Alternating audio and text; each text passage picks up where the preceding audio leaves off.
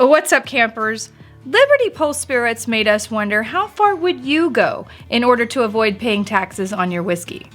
Now, before I get into this wonderful bourbon, we're going to need to talk about a little bit of whiskey history. Back in 1794, our brand spanking new United States federal government decided that it needed to pay back some of the debt that it had incurred in the Revolutionary War. In order to do that, one of the things they did was implement a tax on whiskey and the stills used to make it. So while that didn't pose such a big problem for the larger distilleries on the East Coast, it did pose a major problem for a lot of the Western frontier farmers who used whiskey to barter for goods and services to survive. So for these people, paying taxes on whiskey was just not gonna happen, or at least not without a fight. In one particular area of Pennsylvania, they formed a society to protest against this tax, and they called themselves the Mingo Creek Society. It was in Washington County, Pennsylvania, and they would put up liberty poles, which were just basic poles with fabric wrapped around that says no excise tax on them,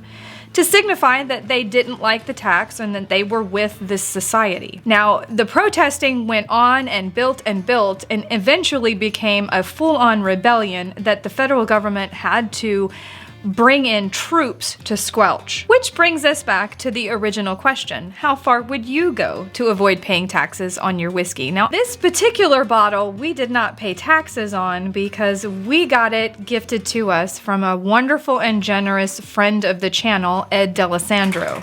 I'm sure he paid the taxes on it, but we definitely did not. If you want to learn more about Liberty Pole Spirits in particular, please visit their website, which I will link down in the description below. Now, let's get into this bourbon. Liberty Pole Spirits offers this bourbon along with several other offerings, including a peated rye whiskey that we are dying to get our hands on. As far as the bourbon is concerned, it is a 92 proof bourbon. It retails on their website for $45. Now, they are a small craft distillery, so I'm not sure about their distribution outside of Pennsylvania. I do know that they do not ship outside of Pennsylvania. They use a heirloom variety of corn for their mash. It's known as the Bloody Butcher, which is a pretty cool name. But they also flavor it with wheat because they say they are, quote, going for a soft and mellow bourbon. This would be a great opportunity for you to hit that like and subscribe button if you haven't already. Now, on the first thing I get when I smell this is apple, like a green apple or maybe like a sweeter tart apple. Also get some almond, which I really like. I love almonds, so it's a nice aroma. There's a little bit of something else in there. I think it's more like a chocolatey aroma. Overall, that's a wonderful aroma, a wonderful nose on this. Let's try it.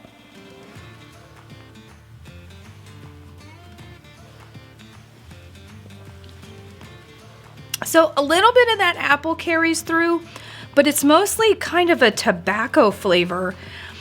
Not super bite, it's not super harsh, I want to say. There's not a real strong burn to it. And I'm definitely picking up on fall spices like cinnamon and clove kind of on the back end and on the finish.